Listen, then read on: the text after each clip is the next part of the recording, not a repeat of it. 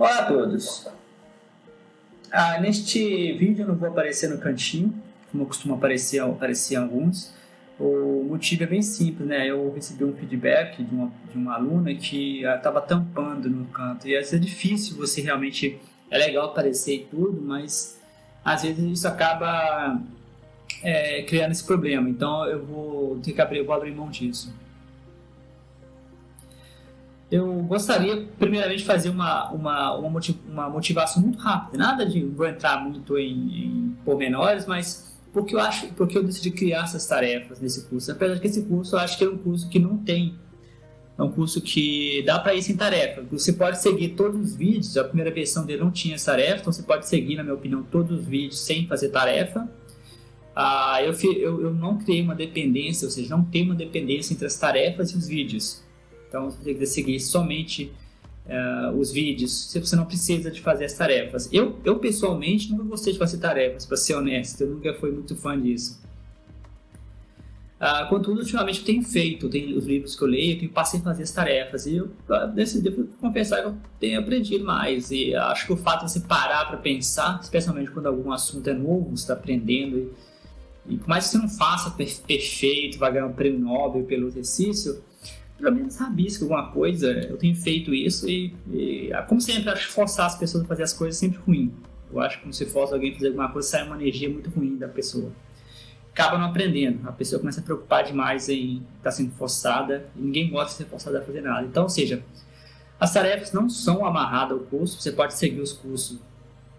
Na minha opinião, sem comprometimento do entendimento, você pode simplesmente seguir o curso. E depois você volta nas tarefas se você quiser. Eu sugiro que você siga a sequência, porque eu criei as tarefas depois, mas eu criei com o objetivo de que ajude você a pensar no que foi falado e no que será falado. Então, isso fica a seu cargo. Então, a primeira tarefa que eu coloquei é mais um experimento mental. Em inglês a gente chama muito isso de thought experiment, que é basicamente você tentar pensar um pouco no que será falado. Eu coloquei 5 minutos, mais para poder pensar mesmo, mas eu não sei como funciona ainda. Você pode terminar antes, se você tem que esperar. Eu ainda estou aprendendo a usar esse recurso, mas eu sugiro que você tire uns 5 minutos. Eu acho que talvez aí, como você pode fazendo sozinho, eu não tenho uma aula. Às vezes você parar 5 minutos uma aula, esperar 5 minutos é bastante estranho, aquele silêncio e tudo, mas às vezes num vídeo desse pode. E você pode sempre fazer o curso devagar, e voltando, entendeu? Então, eu normalmente quando eu leio um livro, eu leio o livro devagar, vou degustando. Nesse caso, você tem acesso vitalício, você comprou o curso, então você pode fazer devagar. Então, eu sugiro que você faça os exercícios. Então, basicamente, o seu primeiro exercício é pense em uma ocasião da sua vida. Pode ser qualquer ocasião, pode ser uma questão pessoal, pode ser talvez uma discussão com o marido, a esposa, com um amigo, que vocês pensavam de forma diferente, vocês tinham um ponto de vista diferente. E qual foi o maior desafio? Você conseguiu achar uma solução plausível para os dois? Ou alguém teve de sobressair e falar, no sentido de que a minha solução é a correta? Um exemplo interessante que eu tenho visto muito, eu tenho acompanhado no jornal, é o caso atual da pandemia. Você tem o ministro da Saúde, Paulo Guedes, que seria o super-ministro, segundo você vê falando, ele querendo, na minha opinião, ver um problema simplesmente como econômico, ao passo que na época tinha lá o subministro Mandetta, que publicou um livro muito bom, que está na minha lista de leituras, O Paciente Chamado Brasil. Eu vi várias entrevistas dele e ele já colocava saúde como primeiro lugar, segundo ele tentou até comunicar e não conseguiu. É claro que a política tem dois bastidores, eu não vou entrar por trás disso, mas eu quero dizer que é possível que haja assim, uma questão aí de que cada pessoa está vendo o problema do próprio umbigo, ou seja, um vê do problema da saúde, outro vê do problema econômico, mas os dois são importantes, porque se você pensa saúde e economia, elas andam de mão dadas. Os países mais desenvolvidos em termos de índice de desenvolvimento humano são países também economicamente fortes.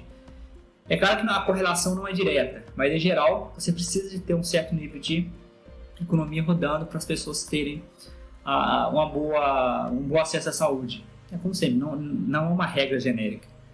Eu coloquei para vocês uma imagem. Eu gosto muito que eu li de um livro que não tem nada a ver com biologia, tem mais a ver com desenvolvimento pessoal, no qual o autor ele comenta sobre as palestras dele, que ele apresenta uma imagem para a classe. Tem uma palestra muito boa dele no YouTube, se eu focado eu deixo, mas esse é outro assunto, e que ele comenta que ele coloca essa imagem lá para frente. E a imagem, você pode tanto ver a imagem como senhora ou como senhorita. Isso não é o único exemplo. Já vi imagens que você vê um elefante ou você vê uma pessoa, por exemplo, uma moça ou um homem em uma posição mais sensual.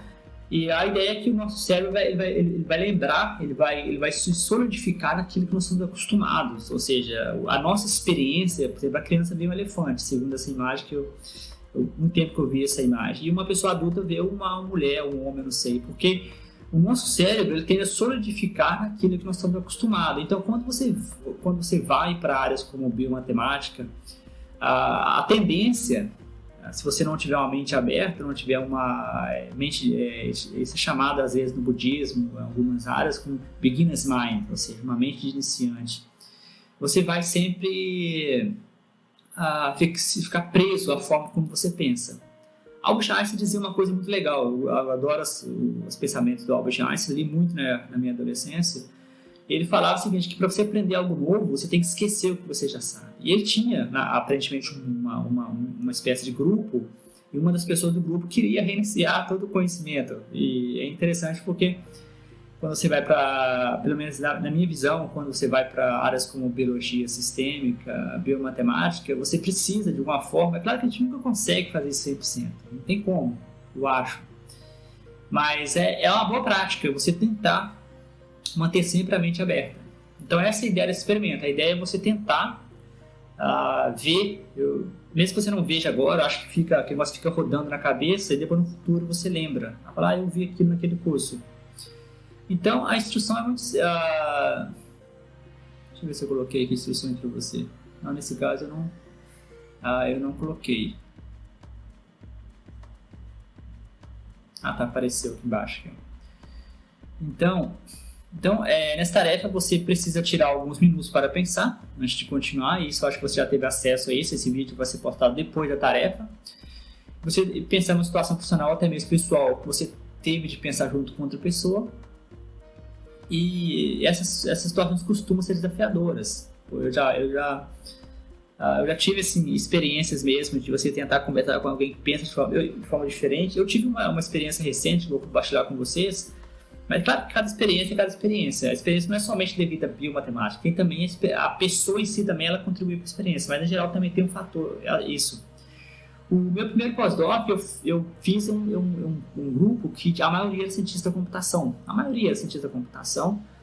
E eu senti uma dificuldade enorme de interagir com o pessoal. É claro que você pode colocar também, tinha a minha dificuldade pessoal também, mas eu acho que uma das dificuldades que eu tive foi que, como a maioria era cientista da computação, eles tinham também dificuldade em sair da caixa. Porque eu lembro uma vez que eu estava ouvindo o meu supervisor, que era o supervisor de doutorado, conversando sobre mudanças no programa de ciência da computação deles, e ele realmente ficava irritado que o programa aparentemente acho que teria matemática, ele achava que não era correto, e uma vez ele falou que achava que um pesquisador tal, que eu não lembro o nome, era um perdedor, entre aspas, não lembro qual palavra que ele usou, mas ele quis dizer perdedor porque o cara estava aplicando ciência da computação. Na época, acho que é para psicologia, ele estava estudando, e para ele, na cabeça dele, a pessoa que fizesse isso era meio que, pelo menos pelo que eu pude entender da conversa, não entrei na conversa, era um pesquisador menos importante porque saiu da caixa. É claro que você pode entender as coisas errado, mas eu trabalhei com um cara durante mais de um ano, eu sei que a probabilidade é muito alta de que ele realmente quis dizer isso. Então, a maior parte das soluções que você encontra, a maior parte das revoluções que você encontra na ciência é quando alguém saiu da caixa. Tem vários exemplos. Como exemplo, no contexto da otimização, que é uma área da matemática e também da ciência da computação, e também da biologia, no meu doutorado, eu usei técnicas de otimização. A gente usa muito para fazer...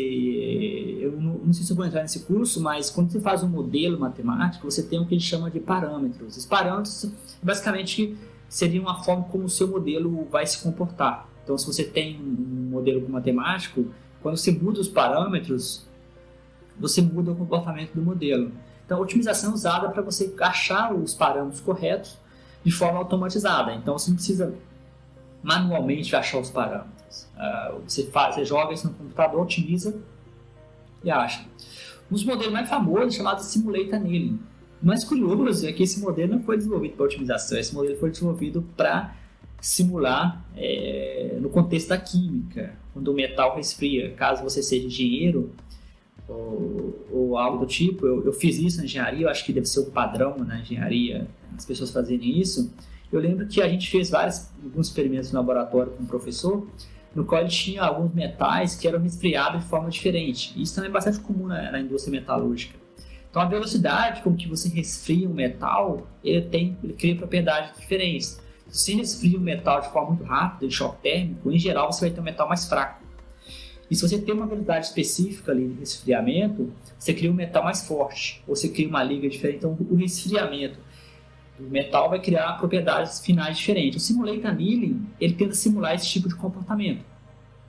Então sim, basicamente, ou seja, o modelo não foi criado para simulação computacional. E hoje em dia, ele é usado no contexto também da biologia. Então, ou seja, é um exemplo interessante. Eu estudei isso na graduação. Então, uma pergunta que eu gostaria de falar, que eu fiz na tarefa, esse vídeo é somente para comentar para poder trazer algum comentário sobre esse exercício. Se vocês conseguiram resolver o problema, conseguiram consenso, qual foi a maior dificuldade? Você teve de aprender algo novo? Então, nesse ponto, eu acho que você já parou para pensar na tarefa e não preciso nem parar aqui e ir direto para a solução. Então, acho que você também já viu a solução. Uma solução minha que eu dei, que em geral, para observar que aqui nós estamos com uma tarefa de caráter subjetivo, então não tem uma única solução. Eu acho que tem como você submeter a sua resposta para mim, se não me engano, ou também para outras pessoas também. Eu sugiro que você deixe a sua resposta disponível para outros. Eu acho que você tem como apertar uma caixinha que a sua resposta fica disponível para várias pessoas. Eu sugiro que você deixe a resposta disponível para várias pessoas para que outras pessoas possam aprender com a sua resposta. Então não tem resposta certa e resposta errada. Mas em geral, nessas situações, sempre o lado está ganhando. Porque geralmente, infelizmente, em situações reais, em geral vai ter situações de maior poder. Quem tem alguma hierarquia, alguma coisa do tipo. Contudo, a ciência não respeita a hierarquia. Tem uma frase muito boa de um físico famoso, Richard, se não me engano, o nome dele era Richard Feynman. O último nome é Feynman, mas acho que o primeiro era Richard. Ele foi prêmio Nobel e ele falava uma coisa interessante, uma frase uma vez, que se você faz uma hipótese ou um modelo, por exemplo, não importa o quanto você seja brilhante, você pode ser a pessoa mais brilhante do mundo. Se o seu modelo está errado, ele está errado, não tem como. Albert Einstein mesmo, durante os últimos anos da vida dele, pelo que conta a documentação, os estudos, ele deu muito tiro errado, um atrás do outro. E, assim, tem um livro muito bom chamado Os Maiores Erros do Albert Einstein, que eu comecei a ler, mas eu vi só a palestra, está na minha lista de leitura. Mas Einstein parece que ficou um pouco traumatizado, porque ele cometeu alguns erros, ele estava certo, aí ele foi na cabeça de outras pessoas, e no final ele estava certo, aí ele ficou meio traumatizado, parece, no final. Aí ele ficou meio que insistindo em algumas ideias que não tinham futuro. Por exemplo, a mais famosa é a mecânica quântica. Ele insistiu em negar a mecânica quântica com a frase que Deus não joga dados. Então, ou seja, quando você trabalha com a área multidisciplinar, e a mecânica quântica foi um exemplo interessante, porque a mecânica quântica ela não foi criada por uma única pessoa. A teoria da relatividade foi criada basicamente por Albert Einstein. No entanto, a mecânica quântica, hoje em dia muito famosa e bastante usada, ela foi criada por várias mãos, entre eles Schrödinger, Bohr, e por aí vai, vários nomes, Oppenheimer, são vários nomes que criaram a mecânica quântica mão por mão. Então, você pode, na minha visão, a biomatemática também é uma área que criada por várias mãos, não tem somente uma. Então, em geral, atualmente no Brasil, como se tem, então, anteriormente, nós temos essa briga entre o Ministério da Saúde, pelo menos o Ministério da Saúde tinha essa briga, agora parece que ele está mais coerente, né? Trocaram os ministros, coisa e tal, mas o primeiro-ministro tinha essa briga entre o Ministério da Saúde e o Ministério da Economia.